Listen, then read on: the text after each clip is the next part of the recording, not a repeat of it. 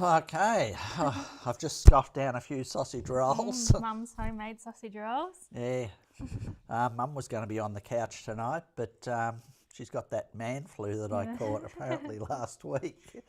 So, yeah, she's been in bed most of the day, haven't you, unfortunately? But anyway, we've got a show to put on, so show must go on. All right, so tonight's topics, you'll get the usual stock update, the gold and the relic of the week. The Minelab competition ended on Sunday and we have a winner to announce. We have Phil Dorr. Yeah, Phil Dorr. Phil Dorr. Yeah, apparently Minelab were telling me that he's really excited. Yeah, and he said, I don't care whether I don't find gold, I just want to experience the W Outback. So, yeah, it's going to be... Sounds like a good participant. It does.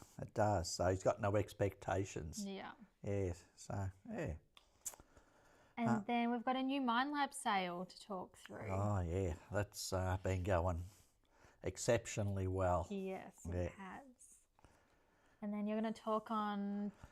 Detector modifications. Yeah, look, have I got something there? No, I thought I had a sausage roll on my face. I thought I had sauce on my face. Yeah. Talking about detector modifications. That's my opinion, but someone's probably going to say I'm wrong, but anyway. And then our weekly Q&As at the end. That's it. Yep. Okay. So the prizes for tonight, what have you decided on? I reckon we'll give away 2 of the snake bite kits. Ooh, they're a handy one. They're nearly $27, but a bit of gear in there, and you just never know. Yeah, good first aid kit to have in your car. I always got to laugh when they talk about the snake bite kits. They tell you if you get bit by a snake, be calm. You sit there and be calm. Yeah, I don't think I would be, but anyway. Because Australia has the world's deadliest snakes, doesn't it? Or a high percentage. Yeah, high. Yeah, it does. Like in WA, you get little snakes, but they're highly venomous and quite dangerous. So I don't think it's a little baby one. And yeah. So all you've got to do tonight is comment if you've been to Western Australia prospecting before. That was last week's, wasn't it? Was it? I think it was. Okay, let's just comment. Just comment anything. Comment. We're easy. I'm trying to think on the spot. Yeah. Okay. All right. So stock updates. Oh, gee, we've had CC picks. Another batch come in. Yep. I unpacked. So, you unpacked them? I've unpacked them. I just haven't put them out onto the floor yet. Yep. So they might not be in the system online yet, but tomorrow they should all be up there. They should be. Dolly's Pots. We've got, how many? We've got about 3 different types now in the shop. So we've got a cheap, medium and a heavy duty quality one. So, all got a purpose and, But they're out the back. They're not on the floor yet. Look, we got smashed today, didn't we? We did. You know, this sale's been really the last 4-5 days. It's just we're just getting smashed. Which is good because it is my favourite machine, the 6000. So, but I've said that all along. You know, I really like the 6000. John Tully maps. Yeah. We've got a big box of them come in with, and there's 3 main maps. We sell the John Tully, Steve Barham and the Signal maps. Yeah, Doug Stone. And Doug Stone, bet not forget Dougie's. He's been around a long time. But they've all got little bits of information different in each map. Yeah. And it, like $15, you know, Doug's maps, like that's only, 0.15 of a gram. It's nothing. It's worth getting the map by multiple authors, even if it's in the same area. Yeah. Oh, well, I reckon it is, but yeah.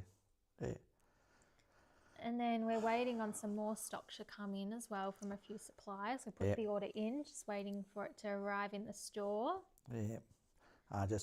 And arrived too. We got a heap of Minelab accessories in, but Yeah, the wall's still got a few gaps on it, but yeah, we're still waiting for a few things. But yeah, batteries included. yeah, batteries. We're still waiting for 6,000 batteries. Yeah, we can't get nugget finder coils or coil tech coils to do with the 6s. Yeah. So, but yeah, that will happen. Yes, That we'll will get there. happen.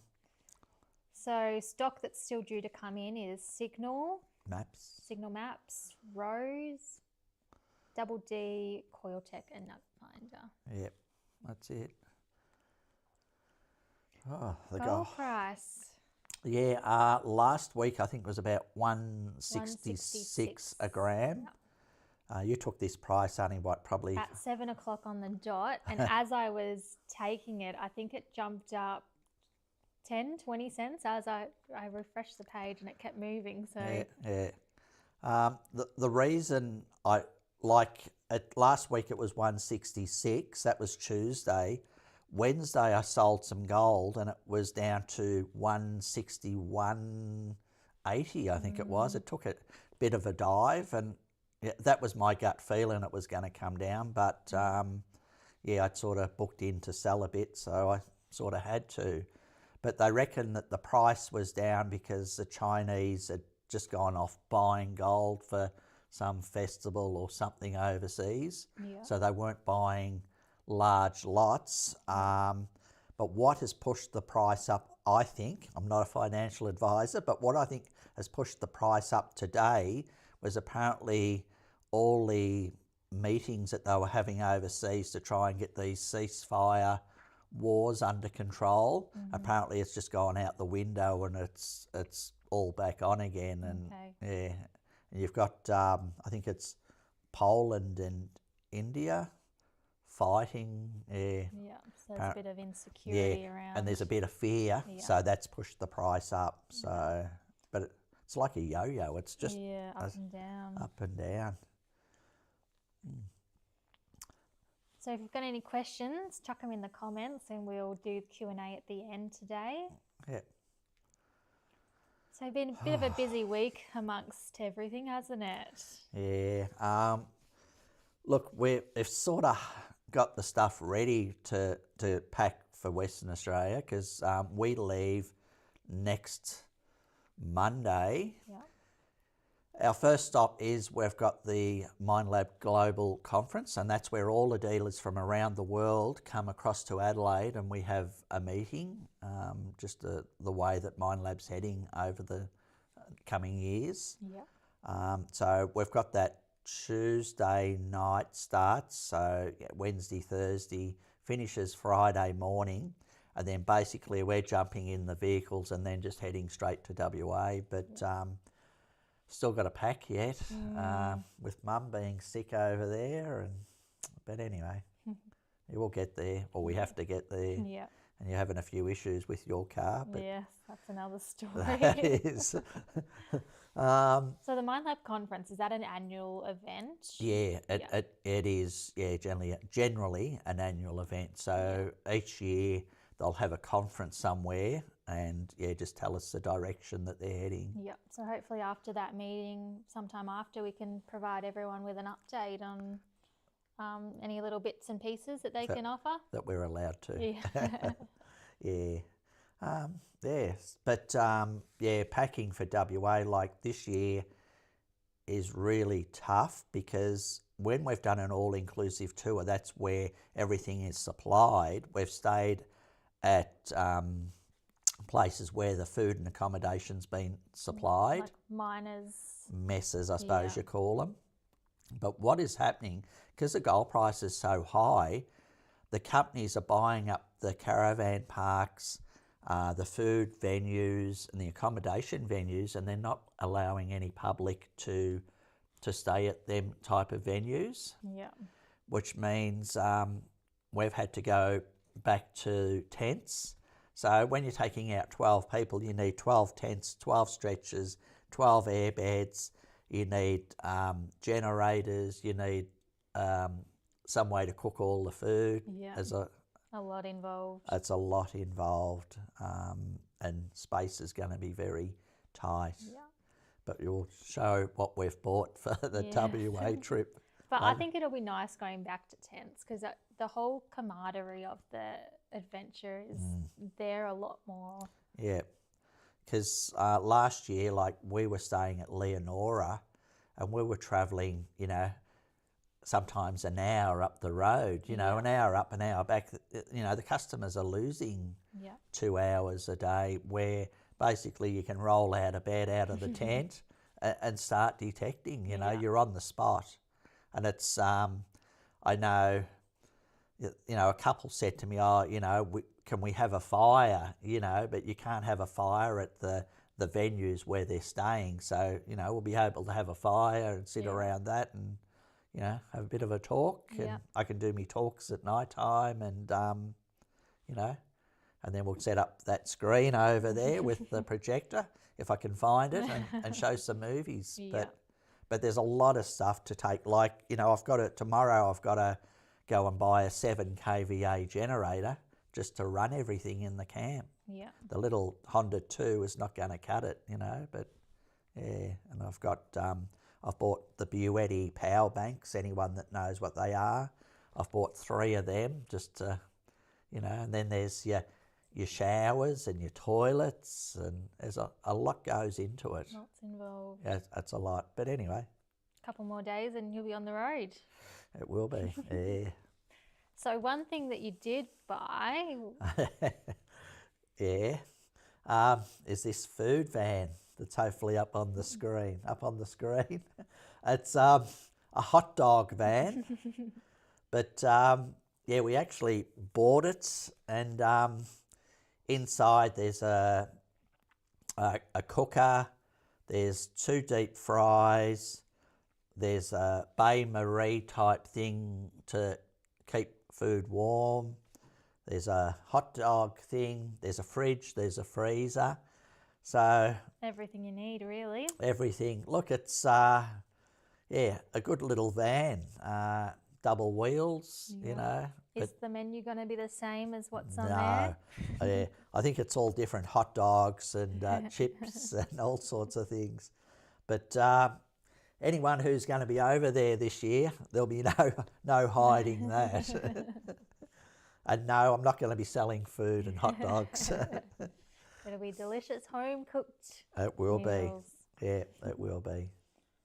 All right, so a few more things that we put out in the newsletter this week was one thing we touched on earlier tonight, the Minelab sale that's running at the moment. Yeah, well, that's from the 1st of May. It come out. If you buy a GPX 6000 or GPZ 7000 or the bundle, it's $1,000 off. And that's instant. So when you come into the store, you only pay, the 1,000 less. 1,000 less. Yeah. And I had a customer today and he said, oh, look, $1,000 is a lot of money, and it is. And this is the biggest sale they've ever done on the 6s and the 7s. Yeah. You know, I know they did go up $1,000, but then so did everything else around the world go up. And, they just reduced the price. And, gee, we've sold a lot of machines. I won't say how many, but we've sold a lot. And I said even before this sale that the GPX 6000 is my favourite machine, but it's also on the 7000. I think we've sold a few 7s, but more 6s, and got some more stock hopefully coming in tomorrow of the 6s, and then some more again later in the week. Yeah, we're going to need to. We're going to need to. But yeah, great machine. There'll be people out there that probably don't like it, but I reckon it's a terrific machine. Yeah, good all-rounder for everyone too. And so light. Like you can swing it all day, every day. It's just so light. Yeah, turn it on, easy to go. Easy to go, easy to use. Okay. Another thing with these was they are limited stock as well, we've been told. Minelab has told us that it is limited. People might think, they've got lots of them. Look at the 4500s that, we were saying then, if you want one, get in quick, because once they're gone, they're gone. Yeah. And we don't know How many or what's involved. Yep. So yeah, we can only pass on the information that's been given to us. And that's us. Yeah. Okay. So next up, we had Sue come in again into the shop. So for anyone who remembers, Sue came into our shop last year. He was panning in Creswick, and he found a good, I can't remember, it was 2 gram nugget. 2 gram, Yeah. somewhere around there. So he come in the shop again, and he's found this rock, which appears to be a fossil. Yeah, it's a bit of slate, and it's definitely a fossil. Yeah, but it was found on a mullick heap around the Bendigo area. Yeah. And does that mean it's come out from deep? It's come out deep somewhere, or yeah. Look, it might have only come out 10, 20 foot down, but being the last bit on the mullick heap, it should have come down a lot deeper. Yeah. But interesting, wasn't it? It was Yeah. different. We'd be interested to hear your thoughts as well, what you think it could be. Yeah, I reckon it looked better actually in person than that photo. Yeah, it doesn't quite do it justice. It doesn't. But yeah, he was wrapped, but yeah, it was different. Yeah. Tip of the week. So one of our customers sent this one in to us. They said, spray a bit of Mr. Sheen on your skid plate to help it glide more smoothly across the ground. Yeah. You heard of this before? I actually have, yeah. Or a silicone spray or something that glides across, because it just makes that plastic, I suppose, a lot, smoother. And I guess the smoother it goes, the less sore your arm, less resistance. I suppose you've got to be careful what you do spray around the coil area, because you don't want it to damage the top side of the coil. Might pay, if you're going to do that, just take it off and spray it off the machine and then put it on.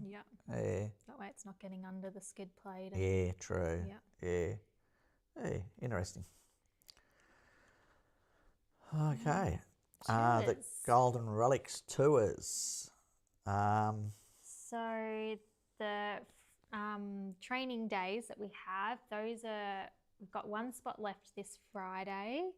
That was as I wrote these notes, and they will resume again in September. Yeah, so okay. First Friday in September they will resume. 5th of September, I see. Sorry, I've wrote that wrong. They've all finished, then they continue in September. And we've got 1 spot left for the tours. Okay. And that's this Friday. Oh, the tours. Yep. Okay. Yep. Yeah, it's hard. Like, I remember early days we were trying to do tours here back in Victoria, and over winter months it's too damn hard. People are coming from Sydney and Melbourne and Adelaide to do the tours, and then they get here and it's a terrible day weather-wise, and you've got to cancel, and they've come all that distance. So that's why we don't do any tours. And there's more risk in the winter as well. Oh yeah, you've got high winds, you've got lightning, bogging, it's a lot. It's just a bit more miserable if it's wet and rainy and the machines are playing up and one thing though, the boot camps, we weren't organised enough to get those out this week, so they'll be getting released next week. So they'll go in the newsletter and we'll talk about them in the live as well. Yeah, the boot camps are where we do a 2, 3 and 5 day events in different areas. Yeah. I think we've got the areas picked out, haven't we? Where we're doing them, but just haven't released them yet. Yeah.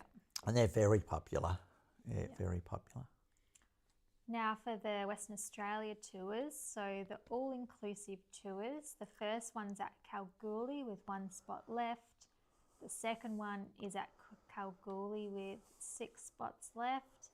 Then the Leinster tour, we've got 1 spot left, and then the second Leinster, we've got 3 spots left. Yeah, we could have filled the first one, but there was 2 people. Yeah, one spot. Yeah, the bus only holds 12 people, so that's why we cap it at 12 people. Yeah.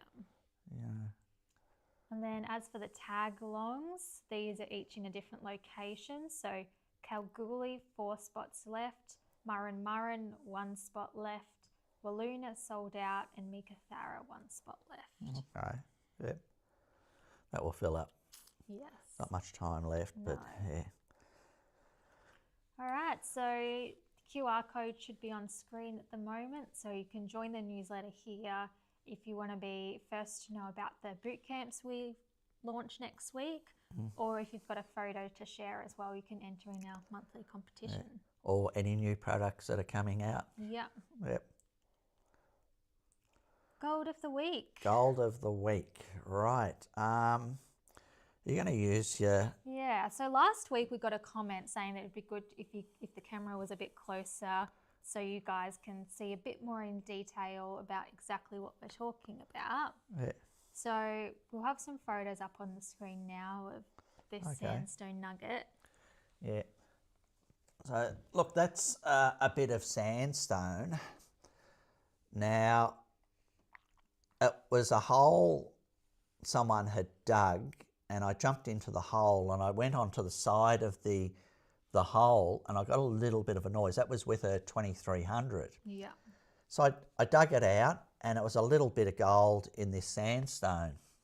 And I grabbed all the rock that looked like this rock and I brought it home and I crushed it, and it was going through, this is hard to believe, but it was going 3 grams to the kilo of rock. Gosh. Sandstone, look, it's not heavy. Yeah. Look, that's probably a kilo maybe there. But so 3 grams just in there's that. 3 grams in there. And there's a little band of sort of an ironstone-y quartz stuff, and that's what the gold's in. Wow. I don't know if the guys can see on that photo on the left-hand side, that's that little ironstone band. Yeah. Now we're gonna try something new here as well. So if we get the iPhone camera. Mum knows how to operate it. Virtual camera. iPhone camera TK.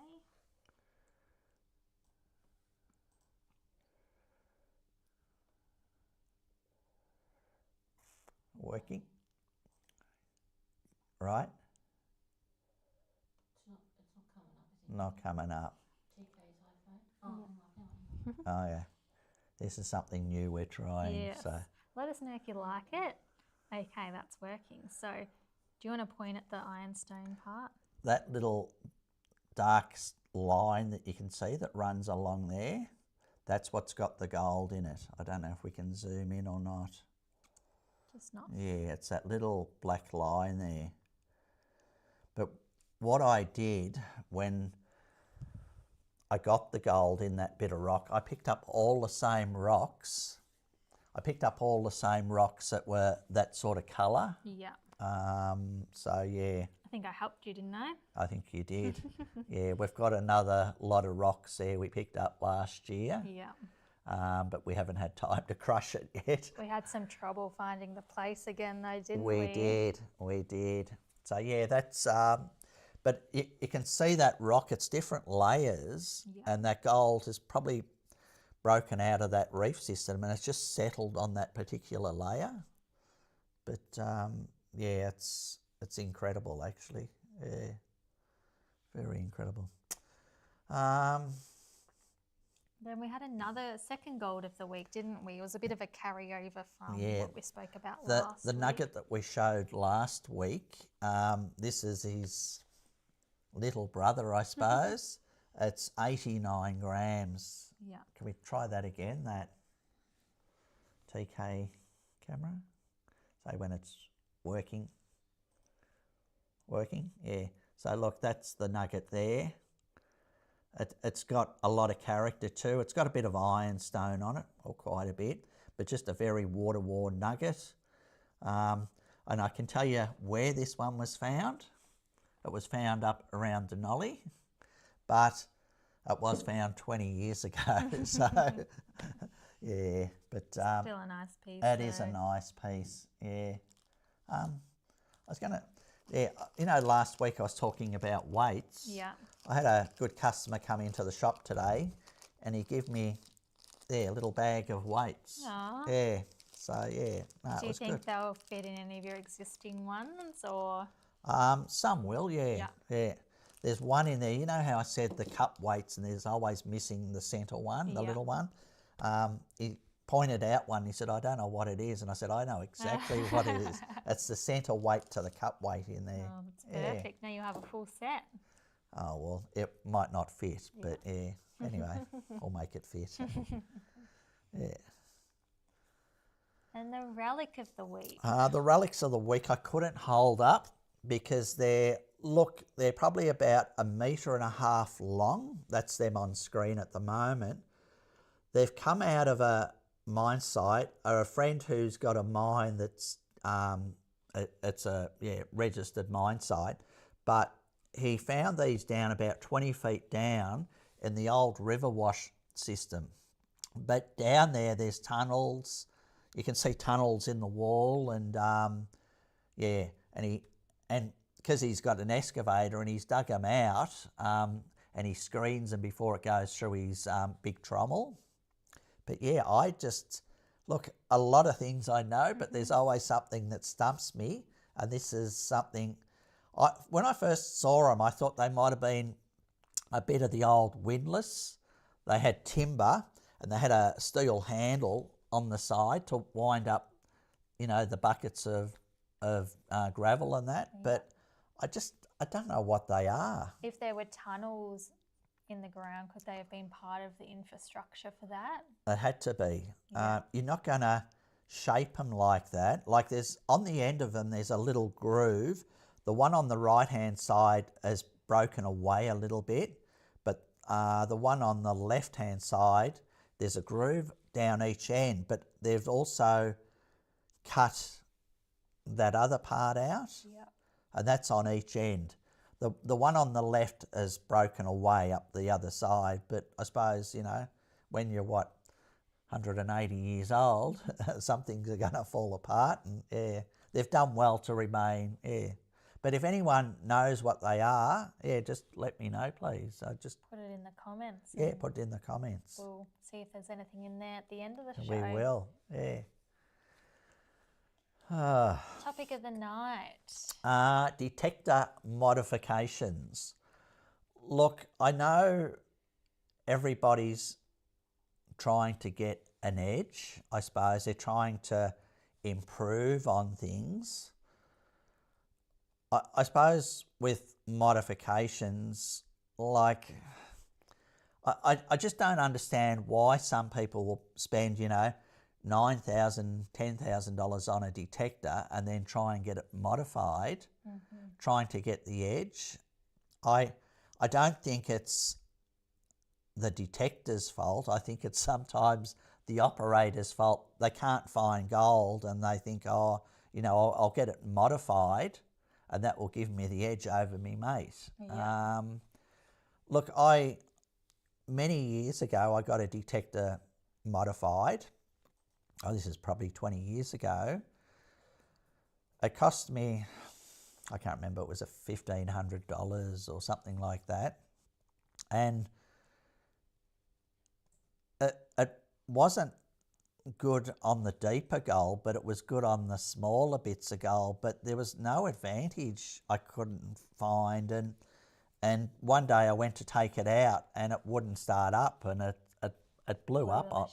Yeah, blew the machine up. And I suppose, I've had a bad experience, I suppose, with modded detectors. I know some people that have had the old military detectors modified and, are successful at it. But,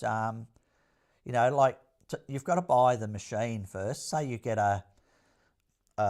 I'll just say a GPX 5000. Well, second hand, you might pick one of them up for a 3,500. Then you spend 2,000, on it, modifying it. And you've got to think down the track. Like in the shop, we won't trade in any detectors that have been modded, because I suppose my worry is I take it in, I go to switch it on and then it doesn't start up, and then I can't send it back to Minelab to get fixed. I've got to send it somewhere else to get fixed, but I'm not, I don't know, yeah. And the problem with mods is they void the warranty, don't they? They do, like if you're going to spend $8,000 or $9,000 on a new machine and then get it modded, and something goes wrong, you might as well throw that money away. Yeah. You know. And don't think that Minelab won't be able to tell that it Yeah, hasn't been modded. and they know, because firstly the seal's got to be broken on that machine, and I've heard of cases where there's been modifications done on a detector, they've sent it back to Minelab to get fixed, and Minelab know exactly what has caused it, so your warranty's void. Yeah. You know, look, I know, like I said, some people find gold with it, but I think, I know you girls once talked about mindset, and I think it's like a coil. When you find gold with a particular coil, you think it's the best thing out, it's better than your mates and that, you know. But in a lot of cases, it's not the detector's fault, it's the operator. You know, like I'll go out with anyone that's had a machine modded, and yeah, if you say that I've been over that with a modded machine, there's no gold left, I won't come off that patch until I prove them wrong. But that's me, you know, that's me. Because I guess you're adjusting it, but you might be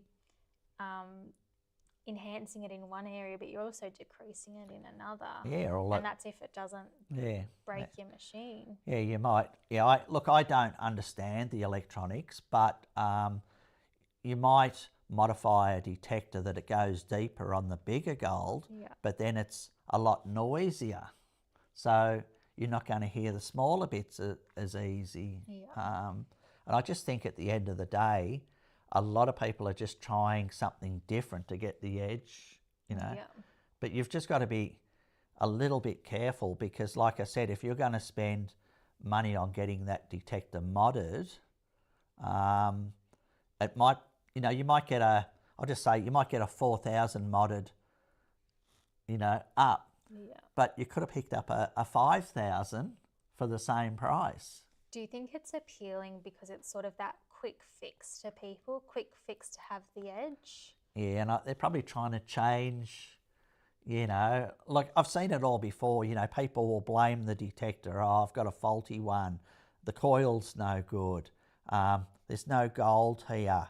You know, my mate's detector works better than mine. It's not the detector's fault. It's not the coil's fault. It's the operator. And I guess if you spent that money, if it's like $1,500, $2,000 to get it modded, if you spent that money on books and research and improving your skills, training, yep, exactly. You know, like I think a lot of people need training. You know, training and tours, like and you learn different things off different people. You really do. You know. But that's my opinion. Like I said, I know people that have got the old military detectors modded, but they are a really good operator, you know. But I just don't see why, Especially because there's probably a lot of horror stories that come through our shop of detectors that have broken or warranties that have been voided because of it. Yeah. I know when the 7000s are out, people were buying these aftermarket coils, and they were chopping the plugs off their coils, their standard coils, and then adapting that plug to the aftermarket coil. But the bloke that was wiring up the plugs, this is in another state, was doing them wrong, and I heard of multiple 7000s blowing up, and of course they're not covered by warranty. That's a few grand down the drain. Yeah, they were sending them back to Minelab and saying, oh, it's not working, but they knew exactly what it was. So, but look, like I said, that's my opinion. I suppose I had a bad experience and I don't want to go there. And that's why I tell the boys in the shop, if any modded detectors come in, we're not trading them in. You know, and if I see a machine that the seal's been broken, I'm just a little bit cautious. Bit cautious. Okay, What else? Q&As. Q&As. So, Darren, what's the best spot near Lanakuri to detect? Okay. I remember when we were doing Lanakuri, and when we do Lanakuri, we do free tours, and all that money goes back to the Lanakuri bash. But there was a spot just down at Lanakuri. Yeah, everyone's going to swap there, but you go out from Lanakuri Caravan Park, you come to the T intersection, and you turn right. You only go up there probably a K, and you hit a crossroad. Yeah. And it's on the, how to explain it, 11 o'clock from the crossroad. There's holes right next to the road. It's just in the bush on the common land. Yeah, there's gold there. In fact, I think it was last year I sent a couple there. They're probably watching tonight. And yeah, they found gold, and they thanked me later on. Yeah. I know it's an obvious place right next to the tar road. You always say this though, it's the most obvious that get overlooked. Yeah. Yeah, I've got a lot of me gold, as you know, right next to major highways, roads. 24 ouncer was right off off a track. Yeah. So people think, the further I drive into the bush, the more I'm going to find. It's not always the case. So that's, one spot at Lanakuri. Okay, someone else will be detecting with their new SDC this weekend. Any tips? Oh, on the 2300, I tend to run number 4 or 5. I find that if you're running 2, the machine will run smoother, but it tends to not pick up on them smaller bits. Yeah. It's a little bit more unstable, but when you go over a small piece, it really is no missing it. Yeah. That's probably and the other tip, I suppose, is one everybody knows: go low and slow. Yeah. I say to people on the tours, when you're detecting, it's like using a 3-inch paintbrush and you're painting the top of that table. If you zig and zag, you're going to miss gold. Yeah. And don't spoon. That's when you're detecting. Keep that coil flat. If you spoon, you're wasting your time. What about the ground balance on the 23s? Look, I just regularly hit that green button, that quick track button, and ground balance regularly. Yeah. And I do that with most machines.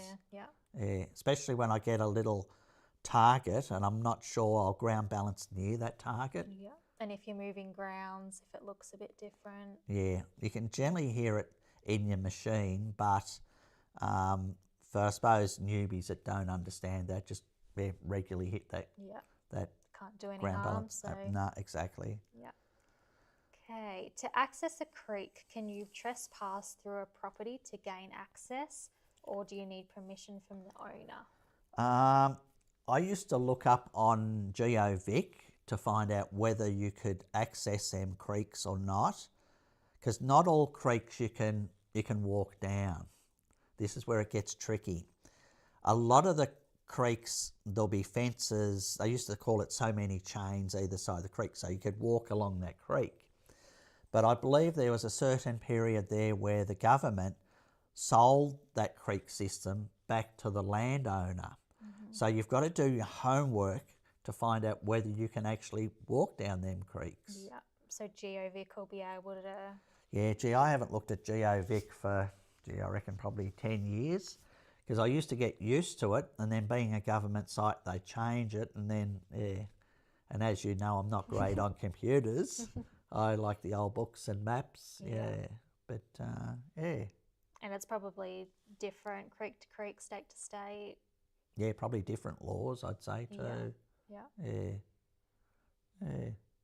Gee, the questions, the writing's getting smaller and smaller. That's all right. We're good. Will Minelab still repair the GPX 5000 now that they've ceased production? Yep, certainly, yep. I believe they've got to keep the parts and that for so many years for repairs, so yeah. How many years, you reckon? Oh, I'm not sure on that. Yeah, I could find out, but I might not say how long it is. Because it wasn't that long ago, well, it didn't seem that long ago that they didn't repair some of the older machines, but Yep. you know, yeah, but yeah, 45s, 5s, yeah, not a problem for years coming. Yeah. Yeah. Any tricks to get an 18-inch Elite mono to run quiet on a 5000?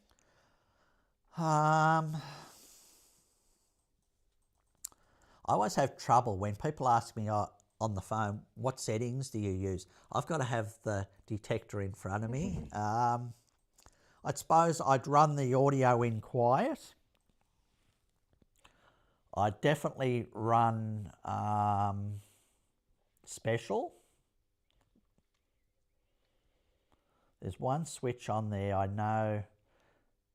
What's the other one? There's normal and something else. Look, if you're running normal, it'd be very noisy. It's, yeah, I'd be... Doing the other one. Yeah, the other one. I can't remember off the top of my head. Yeah. But look, especially with the 45s and 5s, you ask 200 different people what settings they're using, you'll get 200 different answers. Yep. And I say to people, what works for me may not work for you, but try it and see what you think. Yep. I remember once I was up at Wedderburn at the Jamboree there, and a bloke come up to me with a 5 and he said, oh, what's your settings you use? And I showed him, and he went out and he come back at lunchtime and he said, oh, it's running beautiful. He said, thanks for that. And I wasn't that far from him, and I could hear him talking to another bloke. And he said, oh, Darren's settings, it's running beautiful. And the bloke looked at it and he said, oh, he doesn't know what he's talking about. And he changed the settings, and the bloke went back out after lunch, and I saw him coming back, and he said, oh, look, I showed the settings to a bloke, and he said, you don't know what you're talking about. And he said, can you put them settings back in for me? Yeah. I guess with the 45s and the 5s, they're so customizable. So there'd be hundreds of different combinations you could do. Yeah. And There's over 200 different combinations on them. Yeah. So, but what works for one person might not work for the other. Yeah. But I always say to people, the people that are giving advice, ask how long they've been detecting. Yeah. Because I've seen it before where someone's been giving advice and they're only been detecting, 3 or 4 years. Yeah. And I'll be the first to admit, I certainly don't know it all. I'm still learning, but I think the people that have been only detecting for a few years, it's ego taken over. Yeah. But All right. Any advice on a very small patch found? It was around 4 square meters with 18 small pieces, ranging from 0.1 to 0.5 grams, with the 9-inch gold hawk coil. No more signals. Would running my 17-inch coil over this potentially help with finding some deeper pieces? What detector was it? Gold hawk, yeah. What I found generally running the bigger coil over a patch like that, there might not be a big piece in that particular patch. It's probably going to be up closer to the source. If it's in Victoria, it's probably going to be higher up, and it might be a loner. The bigger piece might be out to the side somewhere.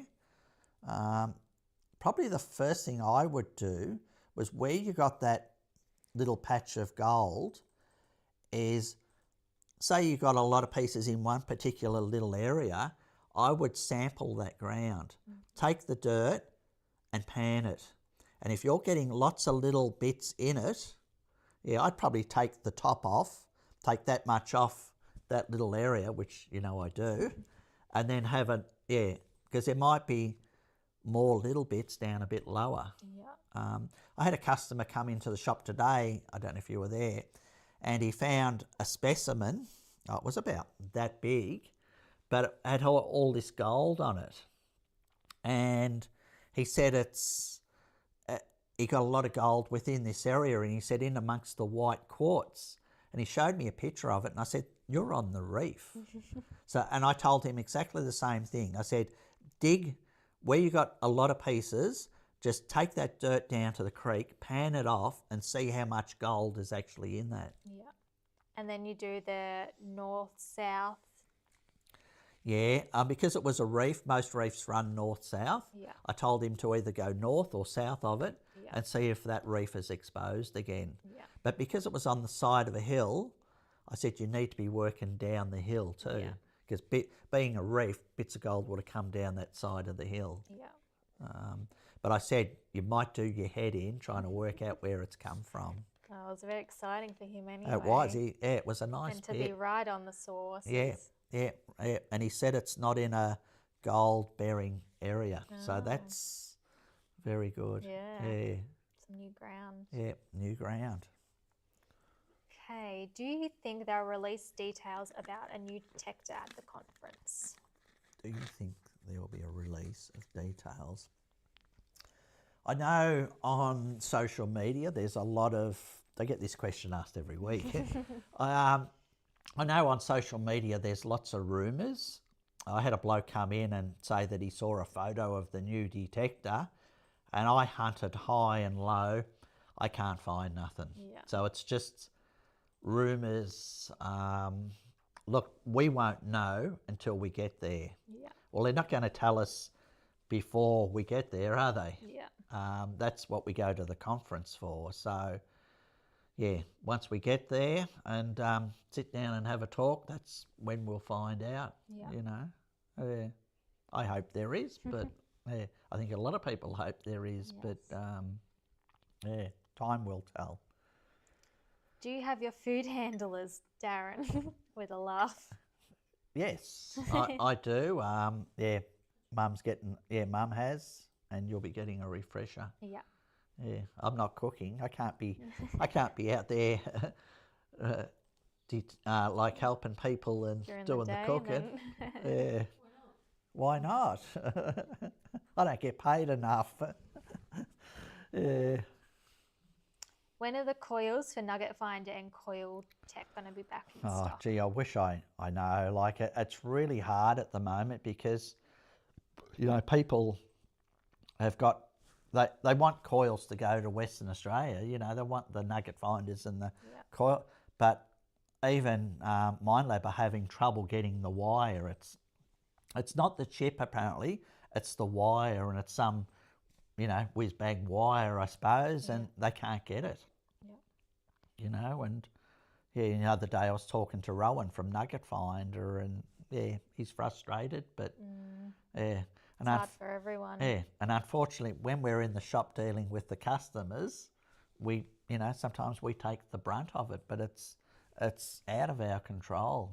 You know, and that's why. Oh, it was probably about 2 months ago, I got a 17-inch coil for the 6000. I thought, while they've come in, I'm grabbing one. Yeah, Yeah. because that's a great coil to take over to Western It Australia. is, yeah. Actually, I saw there was a box come in tonight from Minelab, and I think there's 2 17-inch coils in there, but they might be a back order for a customer. Yeah. Leanne's going, so possibly, So, only to get 2, If I was to upgrade from a 5000 to a 6000, is there much of a learning curve? And can I use my mono coil on it?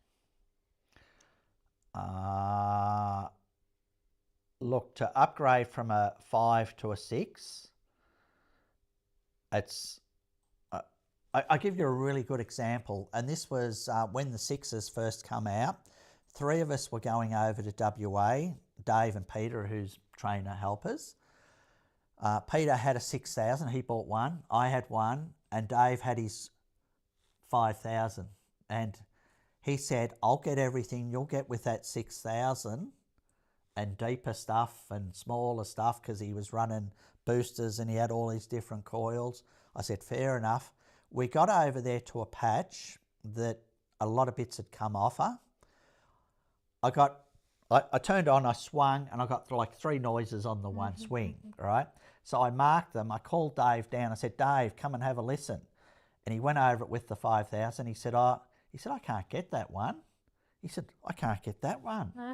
He said, shit. He said, you better get me a 6000 sent over, because we were going thirds in the gold. Yeah. And he nearly paid for his machine.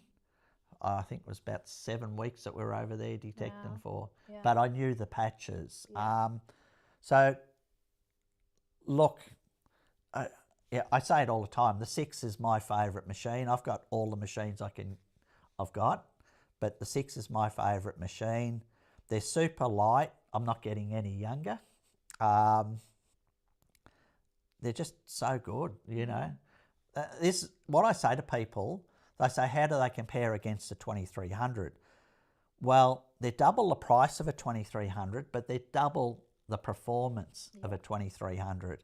And let's face it, you want to come home with something, you know. Don't want to be walking over the gold. Yeah, you know, and I've done a lot of testing. People will say, oh, I'm still picking up small bits with the 2300. Yeah, but if you went back over that ground with the 6000 and there is little bits down deeper, you're going to get a lot more. Yeah. A lot more. Yeah. And as far as where I see learning, I'd have to say the 6000's pretty easy to use. Yeah. I wouldn't say there's much of a learning curve No. from the 5 to the 6. It's just making it easier and just a new interface to get used to. Yeah. No. It's not so much learning the machine, it's knowing what to look for. Yeah. Again, it comes back to the ground. Yeah. Can I use my monocoil? You can't use the monocoil off your 5000 on the 6000. Yeah. Yeah, it's completely different. Yeah. Yeah. What's the largest piece of gold found on your tours? That was a specimen. I think it had about 6 ounces of gold in it. WA? WA. Yeah. Yeah. In Victoria, Is it the boy? the boy, Yeah. 2 ounces, I think it was. And that was found out near Creswick. Yeah. How old was he again? Oh, 15. Yeah. Yeah, I remember it was near the end of the day and I was walking up to him. It only seems like yesterday. And he had a noise on it like a track, like a walking track, a motorbike track. And I'm walking up to him and he said, I think it's rubbish. And he dug it out of the ground and he said, yeah, it's a bit of rubbish. And he threw it to me. And as soon as it hit my hand, I said, that's not rubbish, that's gold. Because it was all covered in red sort of clay and that, and it looked like a bit of rusty steel. Yeah. And yeah, 2 ounces. Gosh. Yeah. What was his reaction like? He was just gobsmacked. Yeah. He ended up buying a machine later on. Yeah. I think his mum bought him one for his 18th birthday. Yeah. Well, that's nice. Yeah. But yeah, that's the biggest. Yeah. But yeah. Cool. Is the Gold Monster easy to use for a beginner?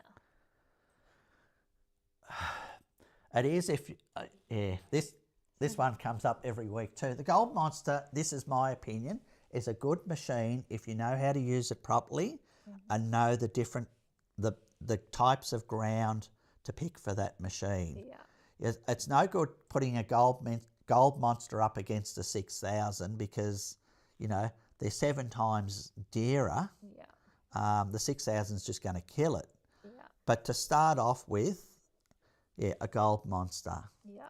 Yeah, and like I say, we give people a free day's training on that machine, and that's worth $265. So it's like I always say, you can have the best machine in the world, but unless you know how to use it and what type of ground to look for, you're going to waste a lot of time. All right. Well, I think that was all of That's our all. questions for tonight. So for Okay. our 2 prize winners of the snake bite kits. Okay, which is that there, which they're valued at just $26.95. Nice. The 2 winners. So we got Graydon Allen and Cliff Wiley. Well done, guys. Well done. Yeah. Hope you don't need it. Yeah, I I hope guess. I don't need them. But if you're heading to Western Australia, I've always got one. Yeah. And we carry them around when we're walking around too. Just Yeah. And that's one thing that we don't do on our tours. We do not detect on tours. We're there to help the customers find gold. And if you find a patch of gold, you won't be moved along. Or you won't be moved on. Yeah. But that's another story. Okay, guys. Our show next week. Oh, yeah. We probably should have spoke about this before the live. Yeah. I don't think there'll be one next week because that's our first night on the Minelab conference. Yep, and Sam and I will be on our way to Western Australia. You hope with your car.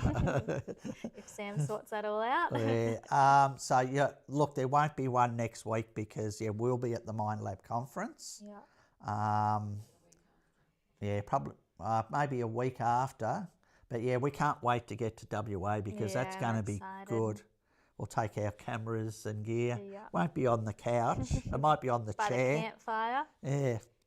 So the time over there will be what? If it's 7:30 here, it'll be 5:30 over there. Yeah. But same time back here. Yeah. Because then it will be. It might be daylight over there. Yeah. Yeah, hopefully. So we'll give an update next week on the following week's live. Yeah. Just because we'll all need to be together and whether we've all met up by then. Yeah. No, it's going to be exciting. Yeah, over there. I'm so excited for it. I'm so excited to film content and videos, photos, and put in what everyone's found at the end of the day. Yeah. I think it's going to be great. And just showing people that haven't been over there, I suppose, what the country looks like. And we can give a real behind the scenes on the tours. And yeah, exactly. No, it'll be fun. Yeah. Okay then. Well, we won't see you next Tuesday. We will see you the Tuesday after. maybe. Maybe. Thanks for watching. Okay, thank you. Bye.